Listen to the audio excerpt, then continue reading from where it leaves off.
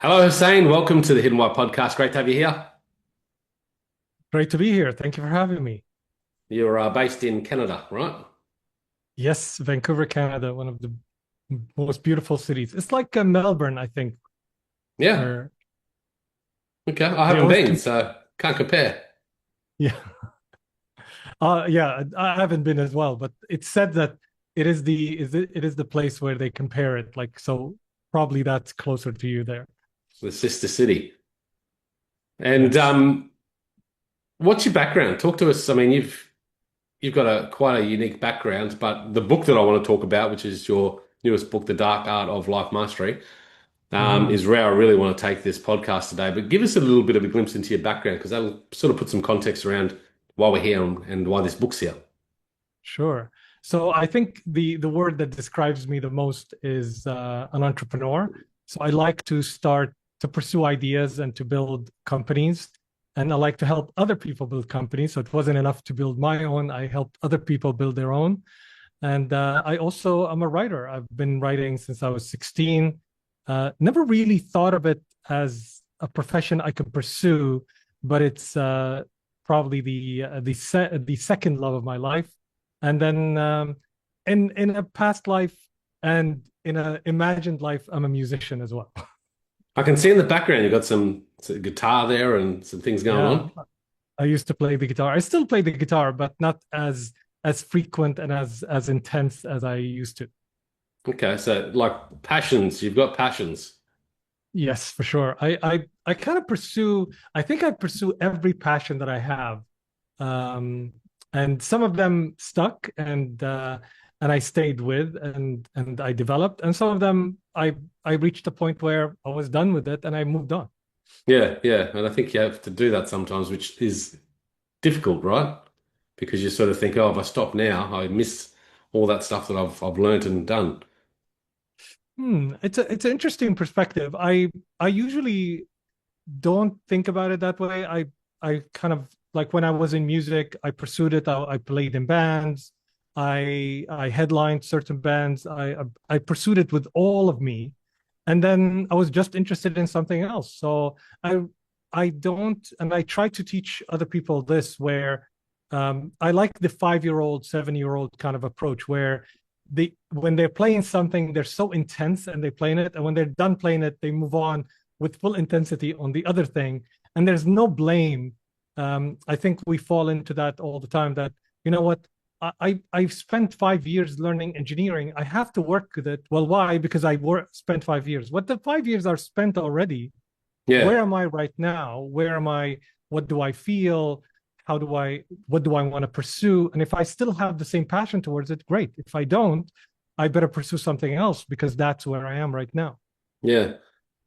And I guess you've probably found this in helping other entrepreneurs start up their businesses, that often, people would get to a point where they're just like, it's not working, it doesn't feel right, and it's Mm, hard to let go, right? And I think there's a lot of people probably listening to this podcast out there in the world today. Well, we know there is, because a lot of people are dissatisfied with what they do, mm, but yet it's that struggle of giving up what they know and trying to pursue something new, right? yeah. Definitely, it's a struggle, and it's a sunken cost fallacy. Is that I spent all this time and money and energy, um, so I invested all this much. I better continue, or else I'll lose all of it invested. And I think there's a different perspective of seeing that. Well, I've already spent all that money; it's already lost, or I already spent that time. I'm not going to recoup it. The question is, if I pursue it right now, am I just pursuing it because I spent that money and time and energy? Or am I pursuing it because I still have the same energy that I started with, the same desire, the same pursuance of the goals? And we see a lot of people stuck living a life that they don't want anymore, but just because they lived it before. I had a friend of mine who studied with me engineering, great guitar player, and when we finished engineering, said, "Well, I'm not going to pursue guitar because I spent all this time engineering." He loves the guitar, and then meet him after 2 3 years. Well, I spent now 7 years, and now I spent 10 years, and but what he's losing on is the pursuance of something that he really loves. And the other, I think, fallacy that happens here is that both of them are equally likely to succeed or fail. Very few people think about it like that. They think of what's spent instead of thinking, well, what's the likelihood of success? Are they equal in the likelihood of success? And even if something succeeds, let's say you succeed in a career of engineering because you Yeah. spent all that time and energy. If you don't like it, you're locking yourself. It's a golden prison. Yeah, you're making money and you're progressing, but you're not happy. Is it Mm, worth it? And mm. only you can make that decision. There's no right or wrong here. It's just that you need to make that choice for yourself, and that choice needs to be anchored in the moment, which I recommend and always advise people to do. Yeah, I like that. So your background in entrepreneurship is in the Mhm. technology space, education and culture. Just talk to us a little bit about those businesses and startups that you worked on. Sure. One of my first tech startups was we built online games in the early 2000s, and that was acquired by the Disney of the Middle East. It's called Spacetoon, and I ended up joining the company as part of the acquihire, and I helped them build 10 companies inside that company, and I loved Right. it. I had particular skills. I write and I read quite a bit in business. I love business and I love learning about it. I think because there wasn't any courses on business in Syria, so I learned from books, and it was fascinating, a fascinating world for me, how people take an idea and make it happen, and the dynamics of business. It was like a fascinating world for me. And and I'm good at design, so I will help people think about their business. I will help them design the presentation and the pitch, and I help them write the profile of the company. So it became a very good skill at the start of the company, and I Mm. helped them build those companies. And I liked that. So I ended up continuing to do so. And I worked with artists, musicians, filmmakers. Whichever I come across a person and they're working on an interesting idea, I'll jump in and see how can I help. And that gave me a breadth of knowledge.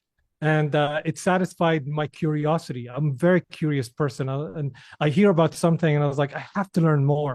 No, that's So good. that became my kind of go-to, and ended up working with on the first animation coming out of the UAE. I worked with one of the early jewelry designer. I ended up building the largest marketplace for Middle Eastern art in the world back in 2006, and then I built like 5 ad agencies in different capacities. Some of them were award winning. The first content marketing agency in Dubai, and then I moved to Canada and had to start all over again from Okay. zero. How long you been in Not Canada that I for? wanted to. How long you been there for? 10 years now, coming Okay. on 11. Okay. And so, sorry, what was the reason for the move? Well, we wanted a better lifestyle for us and the kids, me and my wife, and the education was in Canada was better for us being Syrians. Not having a different nationality other than Syrian will allow for my kids to explore more of the world. And also, we at the time, unfortunately, the war was raging in Yeah. Syria, the civil war. So it wasn't like a viable option if we were to leave Dubai. Dubai is an awesome city, but the challenge is you're in the place, but you're never off the place. You never can get a nationality, or even if you stay there for 20, 30 years. So that was not a viable option for our kids. We wanted a better life for them. So that's why we chose Canada. And I've Yeah. always wanted to come to North America and Canada. Yeah, likewise. So what led you to writing this book? Is it sort of written based on your exploration of life? What made me write the book is that COVID happened, and I was, I think, having this face to face match with death, if that makes sense. It's like we know we're gonna die, but COVID made it so close. Like people were unfortunately dying left, right, and center, and we were all kind of equal in that experience that Mm. that can happen at any time. And I felt that I haven't left my kids or the people I care about, like the entrepreneurs that I mentor, with any of my previous experience. written the way I want it to be written. So I've always enjoyed mentorship, and I've been lucky to have read books by people who helped me throughout my life, and I felt like they haven't contributed. I've lived a great life, and I wasn't regretting anything, but I felt that if I leave tomorrow, I'll be leaving my kids with nothing Right. to benefit from and to take from the 3 decades of experience that I've been through. So I started Mm. writing, and that drove me to write the book. I've been trying to write a book before that. I tried to write 4 books before, but I was writing them to become an author, if that makes any sense. Right. But Yeah. this book I wrote because I wanted to contribute, and I kind of stand behind every word that is in the book. It wasn't just written; it was kind of the lived experience communicated in a conversation. More intentional. Yes, for sure. But you've been a writer for a long time. So was the writing process of writing this book fairly easy for you? It was the one of the hardest things I've ever There done. you go. It's In what kind of like sense? well, the if you it's like what is the saying? The door of the carpenter is always kind of not working, or like it's like when I write for others, because I used to write for branding agencies and I write for clients. I'm more, I think, in a different mindset. But when I'm writing for me, it's hard to step out of yourself to see how your journey looks. You're always looking from the inside out, Right. and how things feel may not land well. Like a story might be meaningful to me, but when I say it to somebody else, they might not get. So you Yes. have to Okay. be pretty selective about each word that you put there. And also, I'm communicating. I wanted to communicate a message. I didn't just want to. That's also my style. I'm a mentor by I love to mentor people. I love to give them direction. So I wanted to do it in such a way that it doesn't say, like if the book was to say something, it would be like, choose every page, like choose something. God damn it, move. Like kind of Uh-huh. that thing. But I can't do that. It has to say it in such a way that it moves people, and it has to string together. So it was really hard, and I think I took me a year and a half to just write it my way, and then working with the artist Antonio Piedade, who's a Portuguese artist, to create the artworks and wait for him to because I wanted an illustration for every chapter. I wanted it in such a particular way that I wanted to design the experience from end to end. And that kind of possessive perfectionist, of course, made it even harder. Right. So you're a perfectionist? For sure. And then for Yeah. this project, I was even more of a perfectionist. Yeah. Did you find it confrontational, like writing from a personal point of view? Yeah, I do.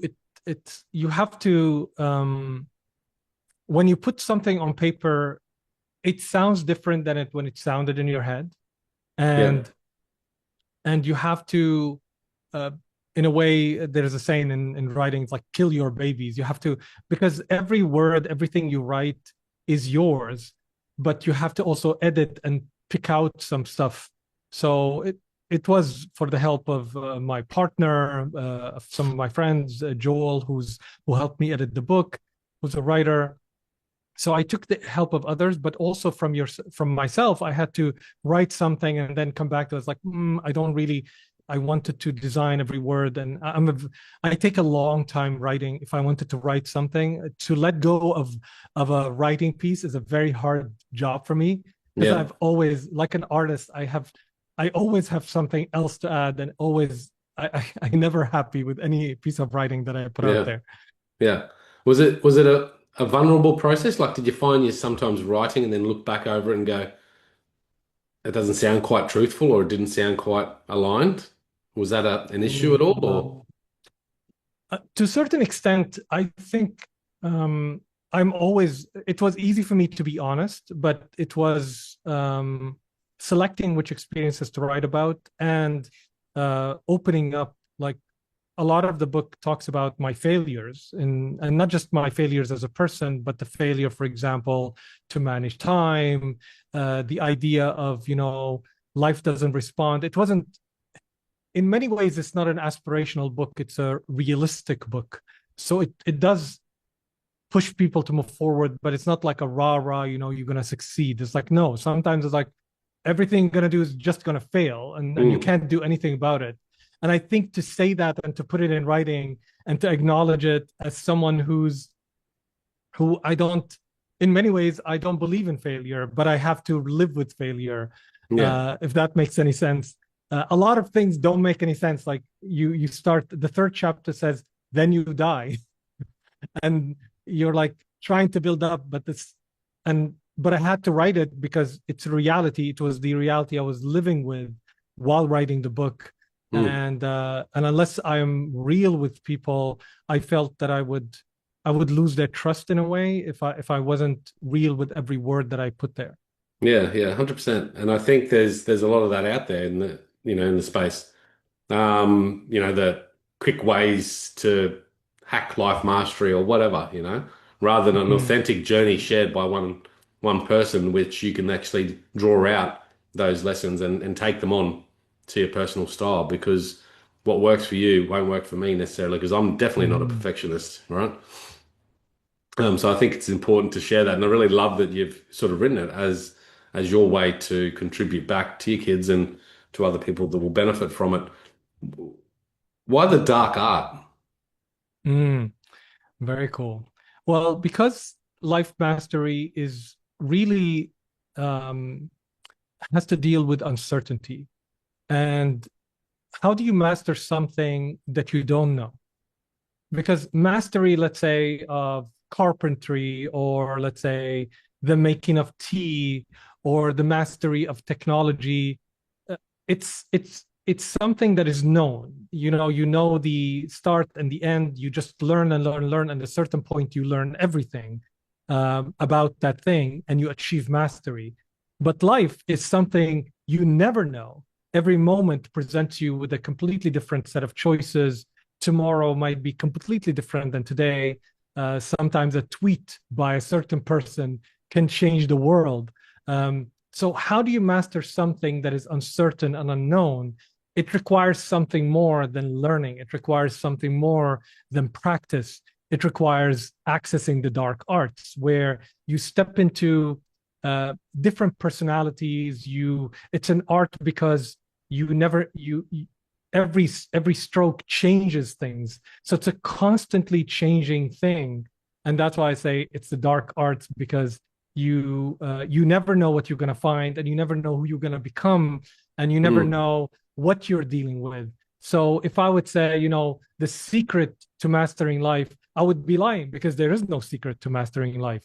If I said, here's the process, or the finally the whatever it is, like 1 2 3 about mastering life, I'll be lying. So it is a dark art, because the more you add to it, like with every brush stroke, with every choice you make, life completely change, and it's like a work of art that you continue to do it.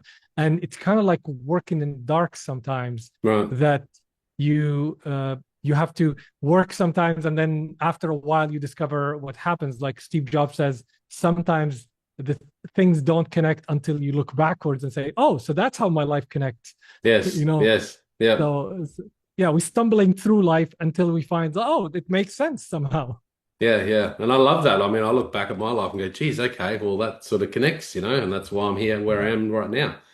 Um, you know, there's no magical wand, I suppose, to say abracadabra, here is my purpose and my life path, rather Mhm. than you're pursuing life through this uncertainty, uncomfortableness, and with courage to discover and learn and grow and pivot and figure it out as you go. Yeah, I do have I do have let's say a framework that I didn't include in the book because it's something I'm still working on.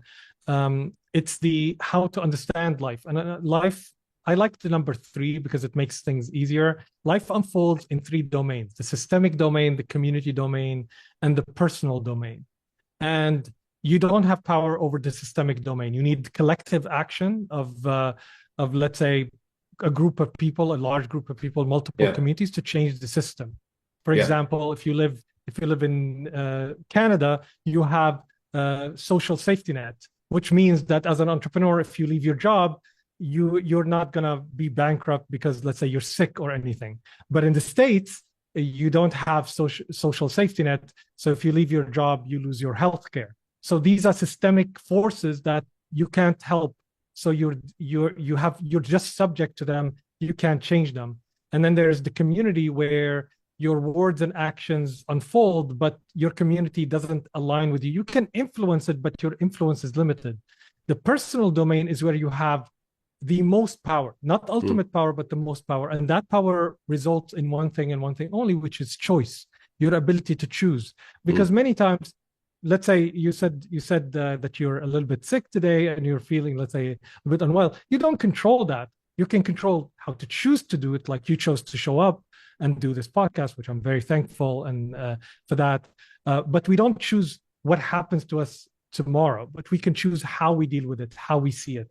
And that is the ultimate power. And the whole book is about that power of choice, which is the ultimate, where we have our ultimate power. And I recommend people focus, because any kind of effort spent somewhere else will be wasted unless you understand that it resonates or comes or emanates from the power of choice and personal choice. and you sort of talked about that, like if you could write each chapter, just choose, choose, choose. Yes. So it's obviously a big theme. Talk to us about choice. There's some debates that potentially we don't have much choice at all because of how we're Mm. wired and how the brain operates. What would you say to that? Yeah, it's hard to say because we're the brain is still, let's say, and our mind is still all a lot of us or a lot of what we know about ourselves is still being discovered, and we're still learning and we continue to learn about ourselves. But what I know and what I've seen, and having experienced thousands of people and across, I would say, different cities, different cultures, and different disciplines, what I've seen is the most successful people have make choices in the moment.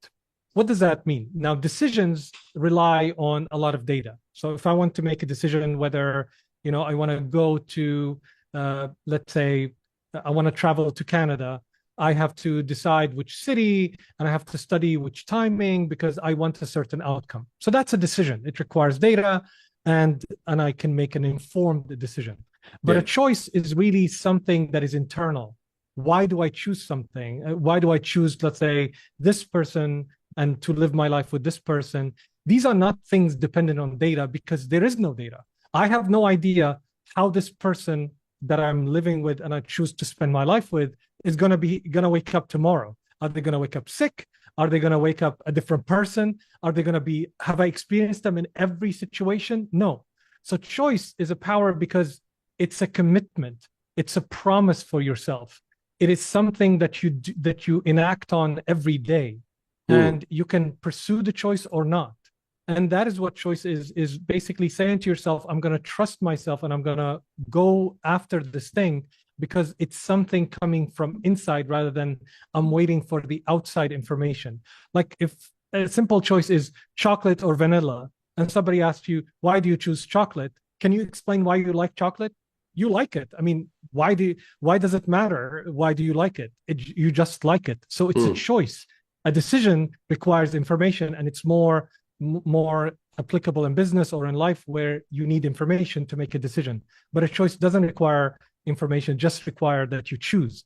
And the beauty about choice is that you can choose something and you can choose something different the next moment. So if I choose chocolate and I eat it and I'm not really liking this, you can choose the second thing, and without any blame, and you shouldn't have any blame, is just you completely experiencing where you are in the next moment. Mm. And the way you become better at choices is you make multiple choices and you make wrong choices and you make choices that doesn't work for you and you make choices you don't like, and then until you reach choices that you like. So That you is can really choose, our you could choose differently. Like that chocolate yes. ice cream analogy. Um, I might argue that my brain is wired that it just, I don't know why I like chocolate, but that's just my Yeah. go-to, and my brain actually chooses that every time. And unless you have conscious awareness of that to make a different choice, you may not choose differently because you just keep, and a lot of Yeah. people do this, they're just wired that way. So we just keep doing the same patterns over and over again. Yeah, and that's completely fine as long as that serves you and as long as you're comfortable with it. The Mm. power of choice is that nobody can, you don't need to explain your choices. I mean, maybe people would ask you, why did you choose that person? And maybe you find, but you really don't know. You just know that you made the choice. Why do you play football? Why do you like football? Why do you like reading this book, not that book? You just know that you like it. These are choices are very, I would say, visceral things that are in connected to who we are that we don't know. And Mm. that's why the more choices you make, the more you know who you are. Because how do you know you only like chocolate unless you try vanilla and try strawberry? And so choice by definition is enhanced by making more choices and by making choices that you don't like. That's Yeah. when you discover, you know what? I chose other ice creams, but I still like vanilla. Yeah. And nobody can argue with that. It's like I like vanilla because I like vanilla. Mm. And that's why it's choices. Whereas anybody can argue with your decisions. They can say, well, you made the wrong decision because you didn't have this data, that data, or you interpreted the data wrong. But choices are very personal. And the more you do them, the more you have understanding of yourself and the more you learn about yourself. And we don't make enough of a choice all the time. We treat choices like decisions. Yeah. And I think that's where we say, I'm not gonna make, like, for example, somebody asks you, what do you want to eat? I don't know. I think pizza, but I don't know. I was like, no, just choose something. And you know what? And if it's wrong, next time you choose something else. And it's as simple as that. And the more you do of it, the more happier you get, and the Yeah. more your life is accelerated.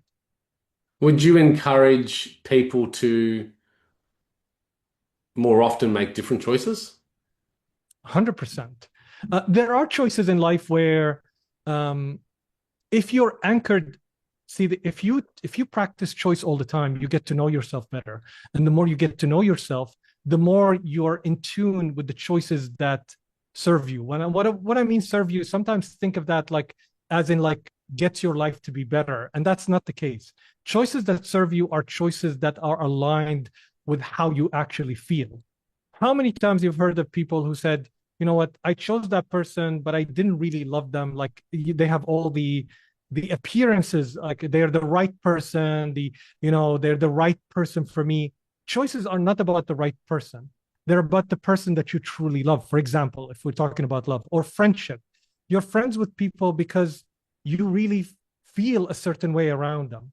And you can't really explain it to someone because other people will come and tell you, like when I chose my life partner, everybody told me, well, we don't see her for you, or we don't see you together. I was like, I don't care. I see that, and I feel it, and that's enough for my choice.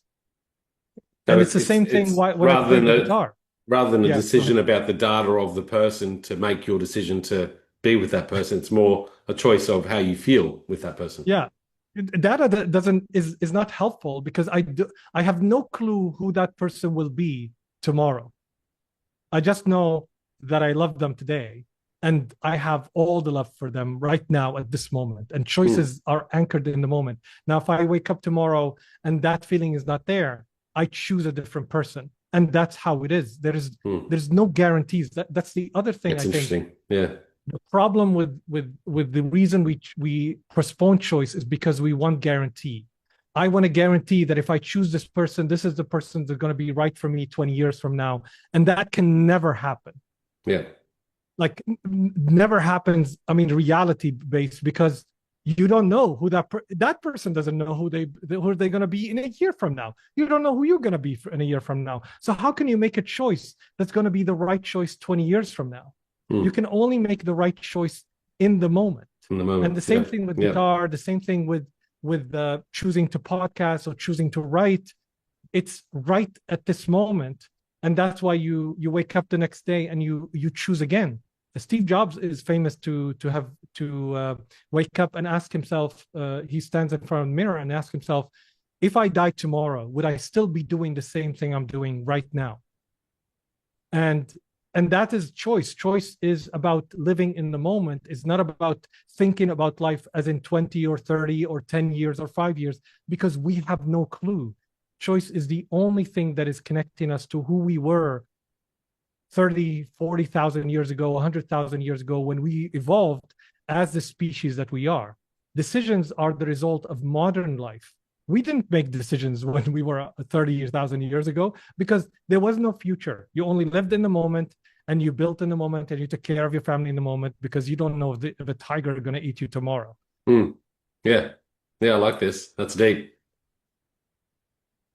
The the path of life mastery is to, well, I assume to make those choices because we started off talking about, if you're in a job and you've been doing it for a decade and you're just like, well, I don't really like it anymore, but I'm going to keep doing it because what else am I going to do? And look at all that time and effort I've put into this. I'm going to leave that all behind. And you forget about the other successes you can have. But we need to encourage, people to make even small little different choices daily that can break them out of Mhm. that existing pattern Yeah, if they're you truly can. unhappy. Yeah, I would say first before kind of distinguishing what choices are, start with small choices in your life. Start making choices more often. Like when somebody asks you, say the first thing that comes on your mind when you want to eat. Like, do you want pizza? Yes or no? Like, you don't have, if you make choices harder than they are, you are not trusting yourself and you're going to trust yourself less with bigger choices, Mm, quote mm, unquote, let's say. For me, there are no bigger choices. There are just choices that you make and choices that you don't. It's as mm, simple as that. So, for example, I chose to be with my partner for life in an instant, and I told her, "Listen, you're the person for me." And she said, "How do you know?" I said, "I just know that right now, that's all that's present for me. That is my choice, and I think it's never going to change. But I don't know. But now that I want you more than anything else, and that's it." And we ended up being with each other for 30 years. So, so I couldn't, so I think, but I was always in my life, I was making choices all the time, like pursuing guitar, pursuing drawing. Anything that occurs to me, I will pursue it right away. And because in Syria we didn't have decisions. I'll explain what that means. You don't have a career in Syria. Like I was studying engineering. There's no career said, you're gonna work as an engineer, and as an engineer, you grow to become a senior engineer, and senior engineer, let's say you work, because as an electronics engineer who builds processors, there was only Intel and AMD, which both existed in the US. There's no future for that career in my life. yeah. I played with a band. There's no future for you as a musician in Syria, because all of the music we're talking about the 90s. If I wanted to be like the people I love, Brian Adams, who I got to meet in Canada, Nice. um, uh, he, for example, I had to be either in LA or New York. That's how the music industry worked, or maybe London. So there was no hope for anything that I touched. So it was more choices than decisions because there was no data that told me that if I do XYZ, I'm likely to get, XYZ. I'll get, let's say, there. So it was more living in the moment. I was more living in the moment in Syria than anything else. I didn't understand it like that, just to be clear. Mm, Looking back, that's what happened. yeah. But that's what was available to me. So the more you do it, the more you take choices in your life, the more you make choices in the moment, the more comfortable you are with yourself. So now that you're aligned and you understand that you like chocolate, you like certain things, you don't enter, because life will offer you so many choices. Like you walk into a place like a Starbucks and you have these menus, or you walk into a Chinese uh, Yeah. food place and you have these menus with 100 things, and you're like, what do I choose? And that's how life is, because you have, let's say, if people, friends, you're surrounded by people, or food, or anything else. So if you're aligned with yourself, you'll always make certain choices and you're comfortable with those choices. You either choose to try something new or you do something that appeals to you, and you're comfortable enough so that if you make a wrong choice, you can make a different choice. For example, if you order food that you don't like, you don't force yourself to eat it. You say, I didn't like it. I took a risk. I'll choose something else. For Mm, example, you become mm, comfortable. And then you distinguish that between that and decisions, where are more about, let's say, what do I want out of life? What am I after? What is available to me? What kind of life do I want to design for myself? So you think about it and you collect certain, what skills do I have? How likely I am to achieve that? So you approach it in a different way and you start being smarter as you go about it. nothing's going to unfold immediately perfectly when you're 20. You're going to have to make certain mistakes, and you're going to have to accept that you're going to stumble along for a few years until you discover your domain, until you discover where you're good at, some of the things you suck at, some of the things that come naturally for you, and some of the things you really enjoy. Yeah. When you talk about finding true purpose, what is that to you? Like, what is true purpose? True purpose for me is something you choose to pursue. So I have a different approach than, I don't think you find your purpose. I think you choose your purpose, and then you choose it again when it changes. So before I joined, I'll give you an example, very recent example. When I first came to Vancouver, I had no idea that my purpose is to become a mentor, because I never experienced what that's like. I never knew the feeling of what it's like to mentor someone or to be mentored by someone. So I stumbled on a great community called Launch Academy, and as someone who's new to Vancouver and craving a community, I found home there. I some very successful entrepreneurs mentored me, and I really loved it. And when somebody asked me, it's like, hey, you have a background in marketing. Would you mind talking to some people about that? And I talked to some people, and I found purpose. No. I wouldn't have found it until I stumbled on it. So and I loved the idea of me being able to help entrepreneurs, and I wouldn't have known it until I done it. And I the more I did it, the more I liked it, and the more I liked it, the more I did it, and then I like, oh, I want to do this for the rest of my life. Yeah, So yeah. And it's it could have been it's totally different. I mean, you could have done it and you could have gone, oh, that doesn't feel right. Oh, I exactly don't really like it. exactly right. In And then you fact, wouldn't have. 2009, I pursued coaching because I thought I think coaching is great. I listened to Anthony Robbins doing his TED talk, and he said, I'm a coach. I was like, I like that. I want to pursue that. And I went to a coaching course, and I coached, and I hated it because unlike coaches, I didn't have patience. I couldn't wait for the my client to find their way, because I was like, it's right there. I wanted to, like, right there, look at it. So, and Yeah. that's not really good when you're coaching. You really need to be patient or whatever. And I didn't have that. Whereas mentorship, you bring your experience, you're basically answering questions, and you're really direct, and you want to achieve a result really fast. So that appealed to me. And I wouldn't have known it until I stumbled on it. And I wouldn't have stumbled on it unless I was willing to test and try. Same thing with liking sushi. I ate sushi twice in my life before moving to Vancouver, and I hated it. And I said, I'm never gonna eat raw fish. This is the worst thing I've ever had. And in Vancouver, I was invited by a CEO that was trying to hire me, and he took me to a sushi place. And I was like, oh no, I'm gonna hate this. But I couldn't say anything because I felt it would be rude to do that. So I chose to be kind to the person. I said, what is, like, I'm gonna eat it. What's the worst gonna happen? And the moment I tasted that sushi, I was like, what is this? This is incredible.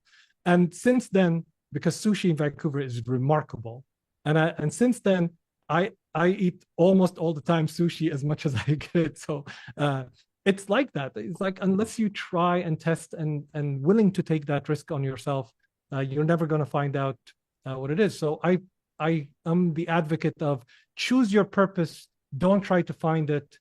Choose your purpose until you stumble on something you really love. And you're going to end up loving a lot of things, and you're going to end up having multiple purposes in life. Or maybe you find the one thing. I don't know. Nobody knows who you are better than you, Yeah, yeah. but you better start to find out right now. Yeah. And it's a path of navigation, right? And the more choices you can make and more things you can experiment, try with Yeah. passions, etc., the more you'll come aligned. I'm really fascinated about your process of having a level of awareness, because I totally understand where you're coming from around choices and trying things. And, as you do, you sort of gather information that makes your life more purposeful and more intentful. But there's a lot of people that maybe find that difficult. The question I wanted to ask you actually was, being that you're a perfectionist, how do you find it to make those different choices? Is that sometimes a blockage? Oh, certainly. That's why, in fact, choice is a solution for perfectionism, because it's as a perfectionist, nothing's ever over for me. Nothing's ever ready enough to release. So Yeah. I have to make the choice to release it. I have to make the choice. Let's say when I first started to play guitar, I wasn't ready to play guitar, but I had to make the choice. I was like, okay, this is ready to present it to the love of my life. I wrote her songs, for example, or to play on national radio when I had the chance, or to show up even on national TV in front of 40 million viewers, even though I've never been in my life in front of TV or in front of a TV camera. So you're never fully ready. At least for me, I was never fully ready. I had to choose to take the chance because there was never enough information. Perfectionism relies on the information that if I do this, it's going to be perfect, it's going to be successful, it's going to be Yeah. exactly right. So it depends a lot on information. And choice doesn't operate in information, it's a completely different domain. Mm. And most of the things I did in life, I had zero information. I had zero information that I'll be good in guitar. So it has to be a choice to pursue guitar, to pursue to sing, to pursue to be on TV. So that's why I rely on choices to actually counter my perfectionism. How have you developed this skill to be that have that level of awareness to understand how you feel? Because that's got to be a practice, I would assume. Right? I mean, do you practice mindfulness, meditation, anything like that? Um, I tried. The only times I'm mindful is when that's why I love guitar, is when I'm actually either designing, writing, or playing the guitar. I'll be very, very honed in and focused. Or walking. Walking works very well for me. It's never been like I've never been able to sit still and be like my mind races and I have a lot of ideas. So the way I found like my path to this is first of all a lot of reading. So what I realized is when I started reading is I will start, and I think I had the advantage because I wasn't in the States. I would read for writers that, let's say, are writing for people in the States, let's say about business. And a lot of the things, let's say they say, go visit or go join your chapter of, let's say, Toastmasters. And I wouldn't have a chapter of Toastmasters. So a lot of the things I had the opportunity because I didn't have those things. So I had to make up, well, what can I replace it with? So I took the methods that were, or the advice that I had, and I had to find a different way to apply it. So it gave me more, I would say, space to apply my own or to have my own interpretation. And I realized that with that, I found my own way in a way, and it's not much like unlike the how artists used to become artists. You would go join another artist and you would train under them and you try to perfect their style or to follow in their footsteps until your style shows up. So I think the way that I found who I am is to pursue to become somebody else, and then being well attuned to what bubbles inside of me, if that Mm. makes any sense. So Yeah, I it wasn't does. shy of pursuing to becoming somebody else. I wanted to be Anthony Robbins. I wanted to climb Mount Everest. I wanted to speak on the TED stage. I wanted all these things that looked nice for other people until I found what I want for me. And when I Yeah. found what I want for me, I wasn't shy of pursuing it. Mm. I can certainly relate, and I think sometimes that's how things start. You know, you look out there and go, okay, I want to, that looks good. I'm going to give that a try. And then through that process, you go, okay, well, that's great, but it's not quite who I am. This is how the podcast here exists. I Mm, started it because I saw these other podcasts. I thought, oh, that looks really good. Had a curious mind, so I thought the idea of interviewing people was great. And then it's just evolved into this like personal passion project, which I have yeah. done for over a decade and just absolutely enjoy. And that's a choice. Now, I could have Good for given you. up like most people do at, 12 months and go, oh, it's not giving me any money or whatever doesn't feel right. But because it makes me feel so good, I continue to do it. Yeah. And that's how we learn. If you look at kids, how do they learn? Before school, you learn language by listening to your parents and wanting to be like them, and you start talking like them even, and you say until you have your own style of talking, and you like certain words. I remember because I wanted to, I love the English language as well. That I like certain words, but I never knew their meaning. In fact, the way I learned English is I would never look up a word in the dictionary. I wanted to learn the word from how people use it. So there are a lot of words that I didn't know what they mean until later. Like I would always use like a word that I usually like contemplate, and I never really knew like and still I don't know the actual, let's say, dictionary meaning of contemplate, but I can use it and I know how it what it where it fits and how it what it means intuitively. So I wanted to learn like how other people learn, and I would read a book, and even if I didn't understand certain languages, I will trust myself that at a certain point it will start to make sense to me. Mhm. So that's how I learned, and it was a choice. And I'm not advising that people pursue that, like other people learn in different ways, but that's how I pursued it, and that's how I like to develop my language skills. Wow. Mate, there's some powerful lessons in this interview, and certainly your book as well. So I want to encourage anyone listening to go out and pick up a copy of this. Conversation has intrigued you. You'll certainly get more out of the book as well. Hussein, where would you like to end this? Where would you like to lead people to yourself, and any final thoughts or anything we haven't explored that you'd like to sort of talk on? Absolutely. Thank you very much for having me, and thank you for this wonderful conversation. I would say, wherever you're going, just ask yourself this question. If you had all the time and money and everything you want in the world, what would you go after? What this does, it makes you clear or honest with yourself of what you would pursue, because it's no longer, there are no limitations. So, and if you don't have the answer, wait for the answer to come in. Ask, let the answer come in from inside rather than just, something that sounds logical.